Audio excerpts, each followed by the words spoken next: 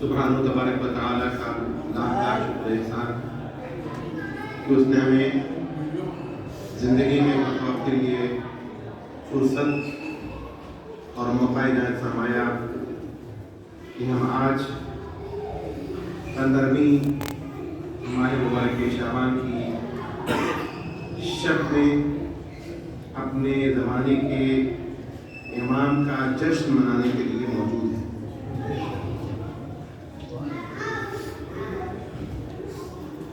حضرات، مجھے صرف چند کلمات آپ کی خدمت میں عرض کرنا ہے، اور اس مناسبت سے کہ یوں تو چہارہ معصومین میں تمام ائمہ ہمارے امام ہیں،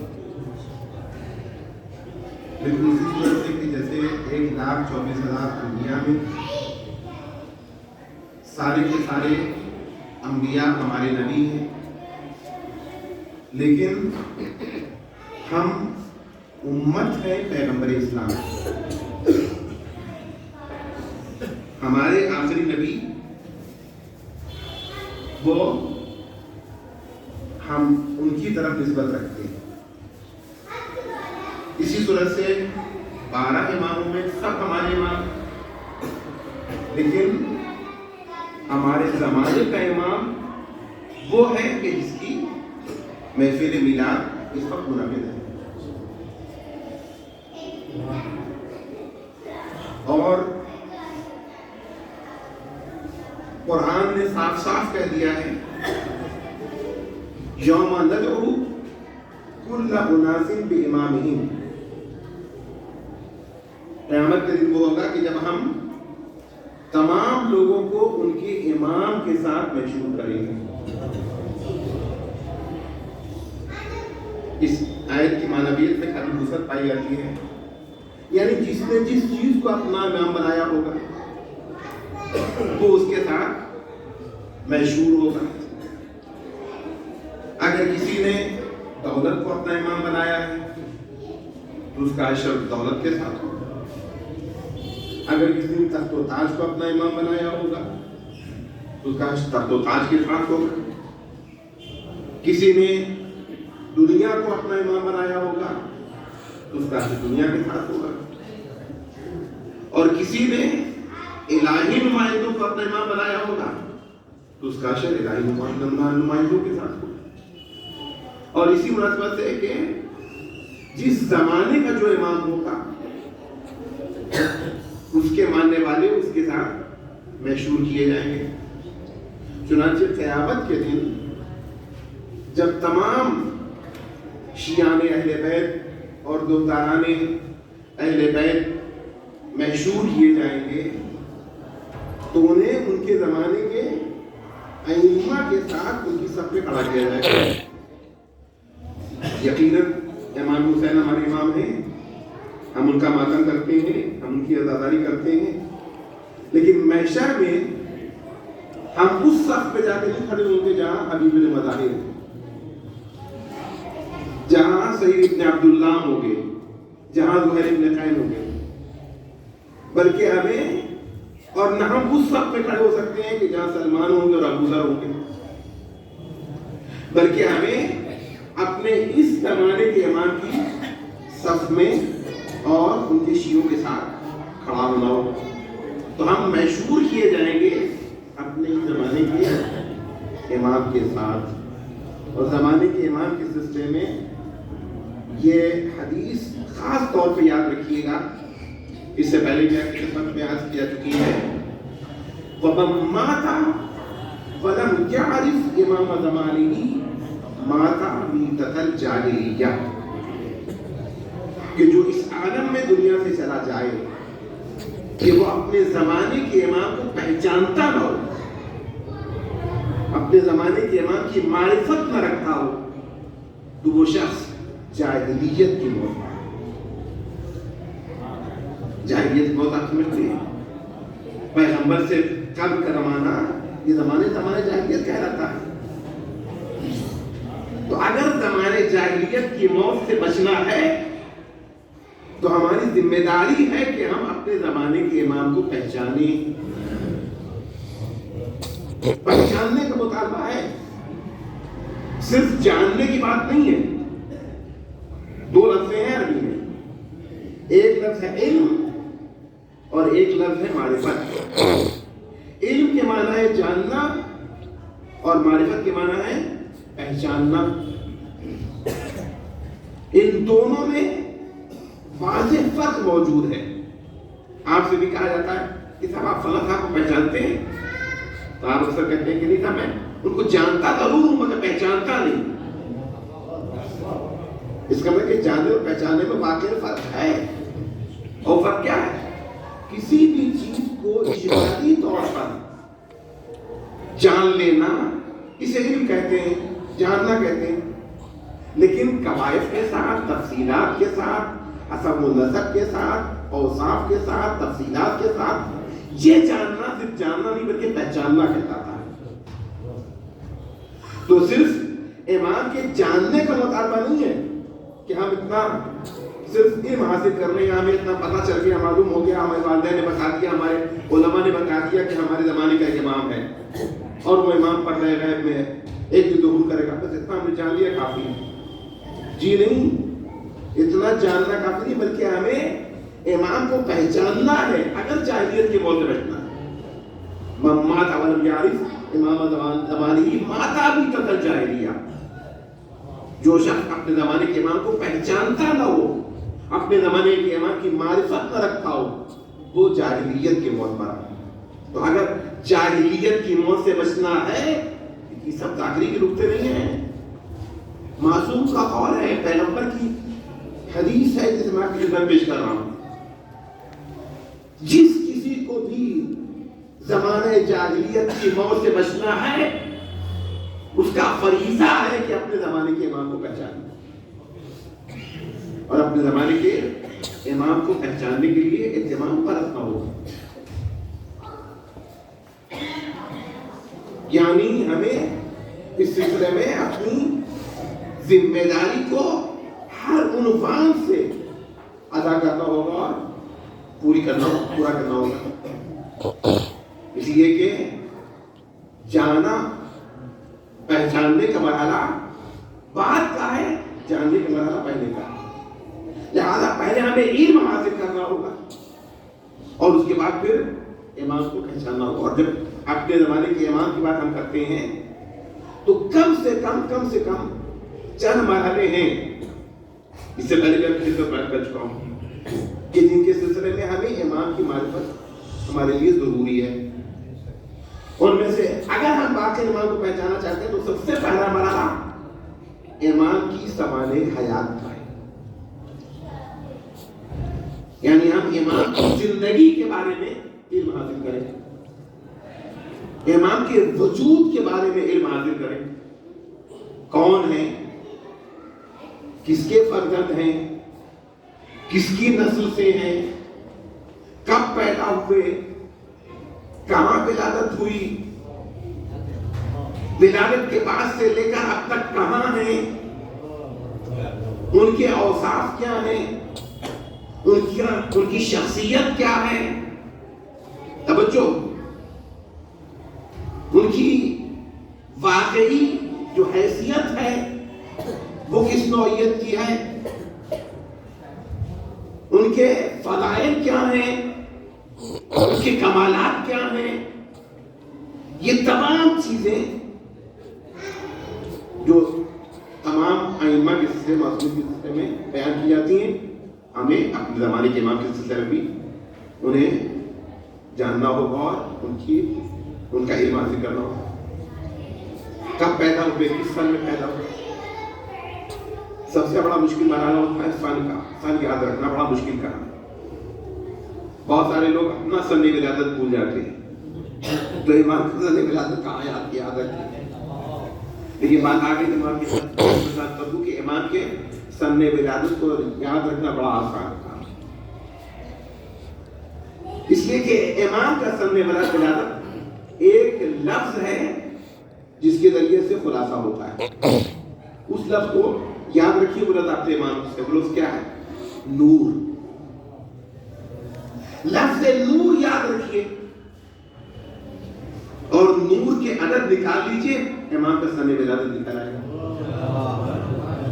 نور کے عدد کیا ہیں؟ رے کے 200، واو کے 6 اور نون کے 50، جوڑیے کتنا ہوا؟ 256۔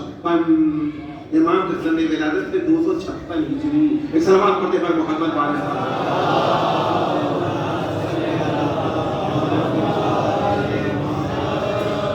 لفظ نور جب تک آپ کو یاد رہے گا آپ امام کے سن ولادت کو بھول نہیں سکتے ہیں۔ بتائے ایک اور روایت ہے 255 کی، تو وہ بھی اسی سے یاد رہے گا کہ ایک عدد کم کر دیئے تو یا 255 اور یا 256، یہ امام کا سن ولادت ہے۔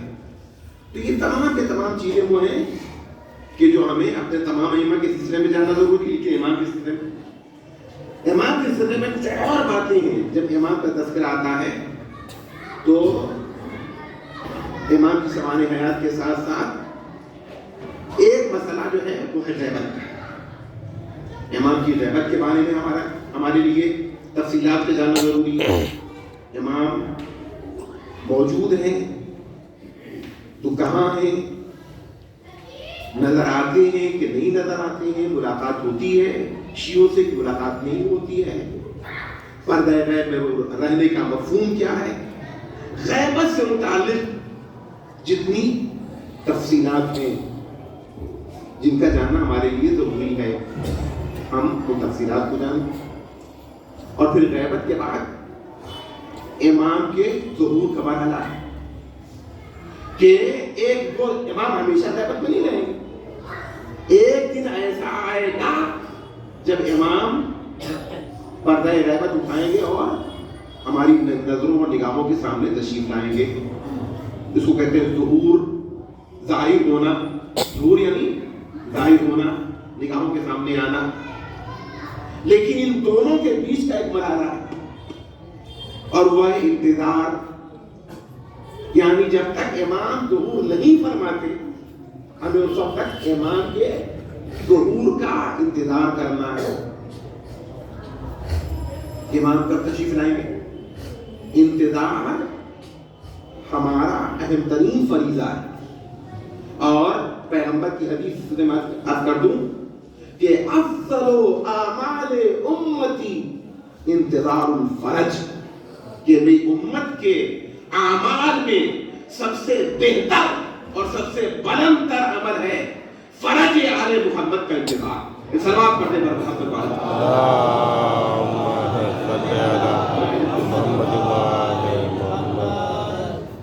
فرج یعنی ان کے اچھے دن کا لوٹ کر آنا۔ چنانچہ انتظار فرج آل محمد یہ اعمال میں سب سے اہم ترین عمل ہے۔ لیکن انتظار کا مطلب کیا ہے؟ انتظار کا مطلب ہے کہ ہم کسی کا انتظار کریں تو ہاتھ پر ہاتھ رکھ کے بیٹھے رہیں۔ اس وقت گنجائش نہیں اور نہ میری طبیعت اس بات کی اجازت دی کہ میں زیادہ تفصیلات میں جاؤں، نہ غیبت کے مسئلے میں گفتگو کرنا ہے، نہ ظہور کے مسئلے میں گفتگو کرنا ہے، بلکہ صرف درمیان کی جو ذمہ داری ہے انتظار، اس سلسلے میں چند کلمات۔ انتظار کا مفہوم کیا ہے؟ انتظار کا مطلب کیا ہے؟ ہاتھ پر ہاتھ رکھ کے بیٹھ جانا؟ جی نہیں عزیزان محترم، آپ اکثر انتظار کی کیفیت سے گزرتے ہیں۔ کبھی کسی کے خط کا انتظار کر رہے ہیں، کبھی کسی کے ٹیلی فون کا انتظار کر رہے ہیں، کبھی کسی کے میسج کا انتظار کر رہے ہیں، کبھی مہینے کے ختم ہونے کا انتظار کر رہے ہیں، کبھی حساب کتاب کا انتظار کر رہے ہیں، اور کبھی کسی کے آنے کا انتظار کر رہے ہیں، مہمان کے آنے کا انتظار کر رہے ہیں۔ سچ بتائیے کہ جب آپ انتظار کرتے ہیں تو اس وقت آپ اطمینان سے بستر پہ چادر تان کے سوتے ہیں؟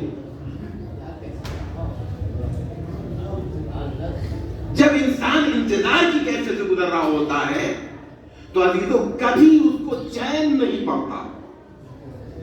ایک مہمان کا بھی انتظار کر رہا ہوتا ہے تو بار بار اس کی نگاہ گھڑی پہ جاتی ہے کہ اب ٹرین آ چکی ہوگی, اب ٹرین لینڈ کر گیا ہوگا, اب وہ بابتپور سے آنے میں اتنا وقت لگتا ہے, تشریف لا رہے ہوں گے, چنانچہ جب آئیں گے تو گھر کی صفائی بھی ہونا چاہیے, کھانے پینے کا انتظام بھی ہونا چاہیے, ناشتے میں کیا ہوگا, ان کے کھانے میں کیا کیا آئٹم رکھے جائیں گے. توجہ, یہ انتظار آپ کو چین سے بیٹھنے نہیں دیتا ہے بلکہ آپ کو متحرک بنا دیتا ہے. تو یاد رکھیے کہ امام کا بھی جو ہم انتظار کر رہے ہیں تو امام کا انتظار ہاتھ پہ ہاتھ کر کے بیٹھنے کا نام نہیں بلکہ موومنٹ کا نام ہے, متحرک ہونے کا نام ہے. صلوات پڑھنے پر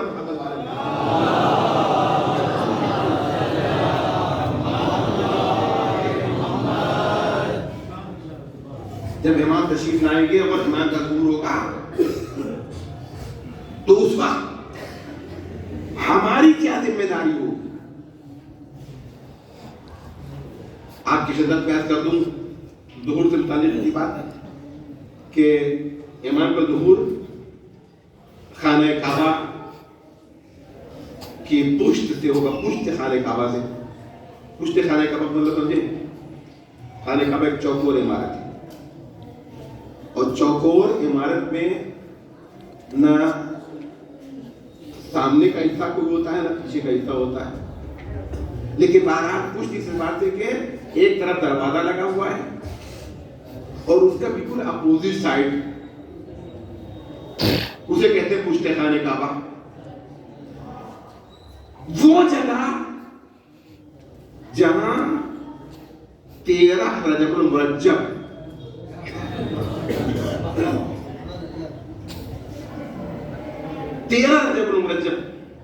کو دیوار کعبہ شگافتہ ہوئی تھی.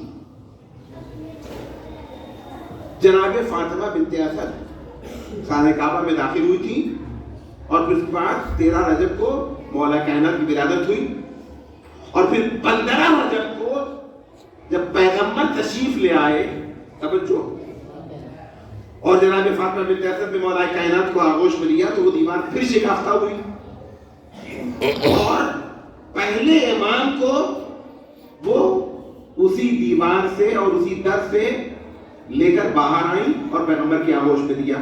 تو جملہ کہہ دوں کہ جہاں سے ہمیں پہلا امام ملا ہے وہیں سے آخری امام بھی ملے گا.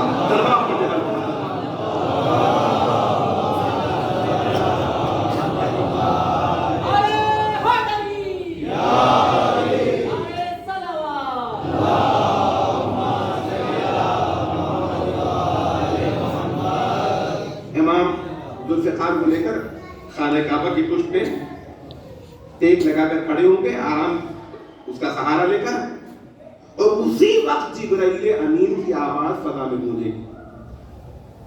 کیا آواز گونجے گی؟ صدائے استغاثہ, وہ صدائے استغاثہ جو کربلا میں بلند ہوئی تھی.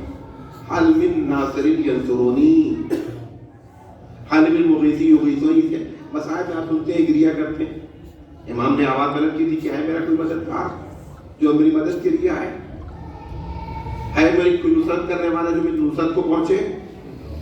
امام نے صدائے استغاثہ بلند کی تھی. اس صدائے استغاثہ پر لبیک کس نے کہا تھا؟ جناب رباب کے 6 مہینے کے لال. یہی آواز استغاثہ جبرائیل امین بلند کریں گے اور پورے عالم میں یہ آواز گونجے گی اور ہر شخص اپنی اپنی زبان میں اس آواز کو سنے گا. اس آواز کو سننے کے بعد ہمارا جو سب سے بڑا فریضہ ہوگا وہ یہ کہ ہم لبیک لبیک یا رسول اللہ کہتے ہوئے امام کی نصرت کے لیے دعا.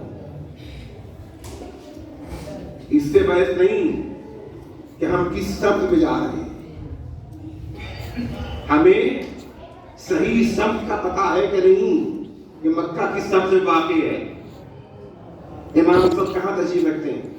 نہیں, ہمیں صرف لبیک کہتے ہوئے لبیک لبیک کہ اپنا رسول اللہ کیسے دوڑ پڑنا ہے. حدیثیں بتاتی ہیں کہ انسان جس وقت سچے دل سے لبیک کہتے ہوئے بندہ مومن دوڑ پڑے گا تو 40 قدم جانے کے بعد ایک قدم اس کے اپنے وطن میں ہوگا, اس کا ایک قدم اس کی اپنی سرزمین میں ہوگا, دوسرا قدم امام کی خدمت میں ہوگا. سلوات پڑھنے پر محمد والے محمد.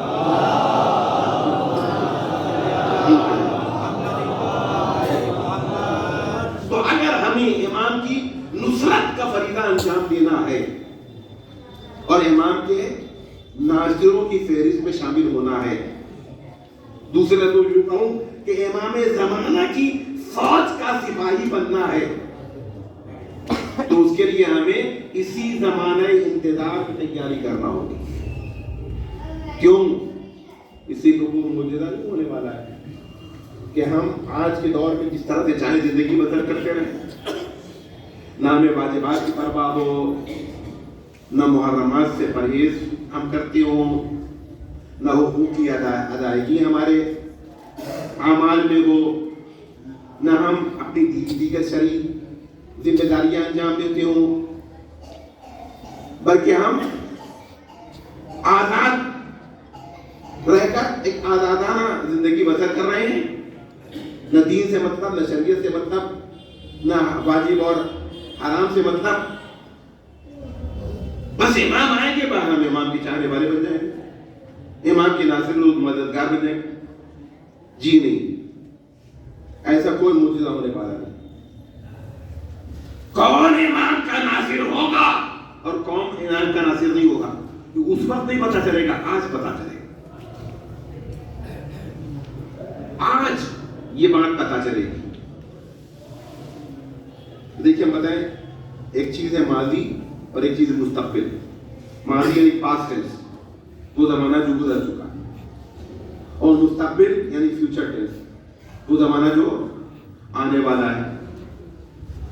چنانچہ ایک کربلا گزر چکی ہے اور دوسری کربلا نمودار ہونے والی ہے.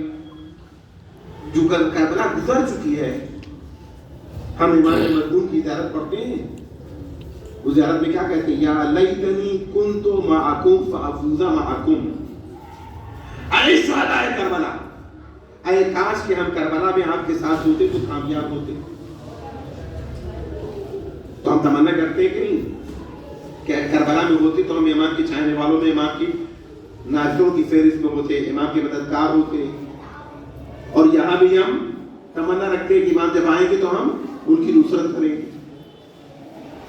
اور ہم زندگی بسر کر رہے ہیں بیچ کے زمانے میں. کیسے پتا چلے کہ ہم کربلا میں ہوتے تو امام ہی کے ساتھ ہوتے, امام کے ناصر ہوتے, امام کے مددگار ہوتے, یعنی عمر سعد کے لشکر میں نہ ہوتے, ابن زیاد کے لشکر میں نہ ہوتے, یزید کی فوج میں نہ ہوتے. کیسے پتا چلے کہ ہم امام ہی کی نسل میں؟ جو ایک طرف بھوک ہے, پیاس ہے, سختیاں ہیں, مصائب ہیں, آلام ہیں, شہادت ہے, اور دوسری طرف تخت ہے, تاج ہے, حکومت ہے, لذیذ کھانے ہیں, اچھے لباس ہے, توجہ. کیسے ثابت ہو کہ ہم کربلا میں ہوتے تو امام ہی کے لشکر میں ہوتے, یزید و ابن زیاد کے لشکر میں نہیں ہوتے. اور اسی طرح سے جب مستقبل میں امام تشریف لائیں گے, دوسری کربلا نمودار ہوگی, آخری کربلا. تو کیسے پتا چلے کہ ہم امام ہی کے چاہنے والوں میں ہوں گے, سفیانی کے لشکر میں نہیں ہوں گے؟ کیسے پتا چلے کہ ہم دجال کے لشکر میں نہیں ہوں گے؟ یہ بات طے ہونا چاہیے نا. ہمیں اپنے آپ کو دھوکے میں نہیں رکھنا چاہیے. ہمیں افیون کی گولی کھا کے نہیں سونا چاہیے. وہ افیون کی گولی کے ساتھ اتفاق سے غیر ذمہ دار افراد ممبر سے قوم کو کھلا کے چلے جاتے ہیں. یہ بس تم آنسو بہا دو, جنت تمہارے باپ کی میراث ہے. سوال پڑھتے بڑے محمد والے.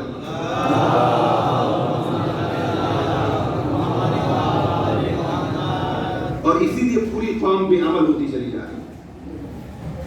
اس لیے کہ جب ہر ایک کو یہ پتا ہے کہ جنت تو ہمارے باپ کی میراث ہے, جاگیر ہے, تو ہم کیوں خامخواہ ہم جائیں اپنے آپ کو مصیبت میں ڈال دیں، نماز پڑھیں، روزہ رکھیں، حج ادا کریں، خمس ادا کریں، مشکلات کا سامنا کریں، جنت تو ہمیں مل چکی ہے، جنت تو ہمارے نام اعلان ہو چکی ہے، کیا ضرورت ہے نفرت کرنے کی؟ یہ عظیم کی بولی۔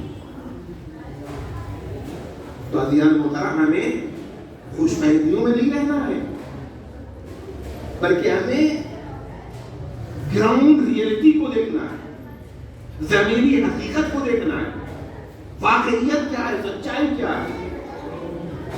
ہم صرف آرزو سے امام کے چاہنے والے نہیں بن جائیں گے، ہم صرف تمنا اور ارمانوں کے ذریعے سے امام کے چاہنے والوں کی فہرست میں شامل نہیں ہو جائیں گے، ہم صرف تمنا اور آرزوؤں کے ذریعے سے امام کے سپاہی نہیں بن جائیں گے۔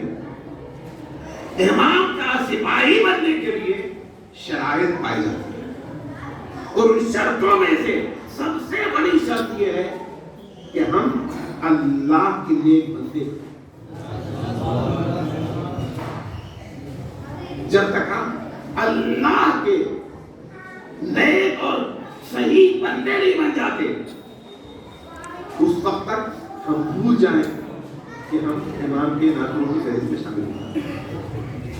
اس کے لیے ہمیں اپنا عقیدہ صحیح کرنا ہوگا، اس کے لیے ہمیں اپنا عمل صحیح کرنا ہوگا، اس کے لیے ہمیں اپنے واجبات کو سامنے رکھنا ہوگا، اس کے لیے ہمیں محرمات کو دیکھنا ہوگا، اس کے لیے ہمیں اپنے اخلاقیات کو دیکھنا ہوگا، اس کے لیے ہمیں اپنی انفرادی زندگی کا جائزہ لینا ہوگا، اس کے لیے ہمیں اپنی اجتماعی حالات کا جائزہ لینا ہوگا، اس کے لیے ہمیں اپنے سماج کو دیکھنا ہوگا، اس کے لیے ہمیں اپنے گرد و پیش کے حالات کا جائزہ لینا ہوگا۔ ان تمام چیزوں کو دیکھنے کے بعد تب طے کرنا ہوگا کہ ہم اہل بیت کے ماننے والے اور علی کا شیعہ کہلانے کے حقدار ہیں کہ نہیں۔ اگر واقعاً ہم اہل بیت کے چاہنے والے ہیں، اگر واقعاً ہمیں علی کا شیعہ کہا جا سکتا ہے، آج ایک لفظ بڑی عام ہے نا، وہ کیا ہے؟ مولائی۔ ہر شخص اپنے آپ کو مولائی کہتا ہے، مولائی ہے۔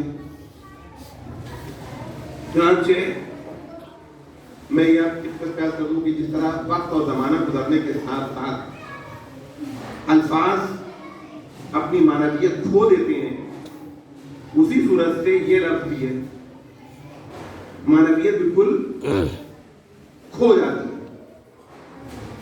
مثلا پہلے آیت اللہ کی لفظ اگر استعمال کی جاتی ہے، اس کی مثال دے رہا ہوں، کسی پہ ٹھانڈ کرنا مقصد نہیں ہے۔ آیت اللہ کئی مختلف لفظ ہیں نا، ایک لفظ ہے مولوی صاحب، ایک لفظ مولانا، ایک لفظ حجت الاسلام، ایک لفظ حجت الاسلام والمسلمین، اور ایک لفظ ہے آیت اللہ، اس کے بعد پھر آیت اللہ العظمیٰ۔ اس کے بعد اب اگر کوئی اسٹیٹس باقی رہ جاتا ہے تو وہ ہے امام وقت، یعنی آیت اللہ العظمیٰ سب سے بڑا اور آخری اسٹیٹس ہے۔ چنانچہ یہ لفظیں اتنی سستی نہیں ہیں کہ جب چاہا جس کو چاہا آپ نے اس کے نام کے ساتھ جوڑ دیا۔ جی ہماری قوم اس وقت القاب بانٹنے میں بڑی سخی ہو گئی۔ جی جب کسی ذاکر کو بلایا، کسی خطیب کو دعوت دی، فوراً اس کے نام کے ساتھ القاب جوڑنا شروع کر دیا، بھول گئے کہ ہم جو لقب جوڑ رہے ہیں آیا یہ اس کا حقدار ہے بھی کہ نہیں۔ اسی صورت سے لفظ آیت اللہ، پہلے بڑے بڑے علماء کو اگر مولوی بھی لکھ دیا جائے تو بہت بڑی بات ہوتی ہے۔ اب تو مولوی سے کام ہی نہیں چلتا ہے، تو جس کے بھی چہرے پہ ذرا سا داڑھی اور سر پہ ٹوپی دکھائی دی، مولوی صاحب کوئی مولوی صاحب تو ہونا اور بات ہے، اب تو مولوی صاحب ہو گئے۔ اس سے بابا نے برکو حمد والے کو آتا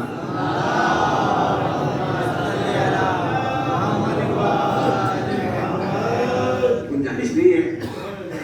خود لفظ مولوی کا مطلب کیا؟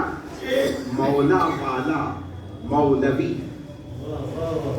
یہ مولوی یعنی مولا کا ماننے والا، مولا کا چاہنے والا.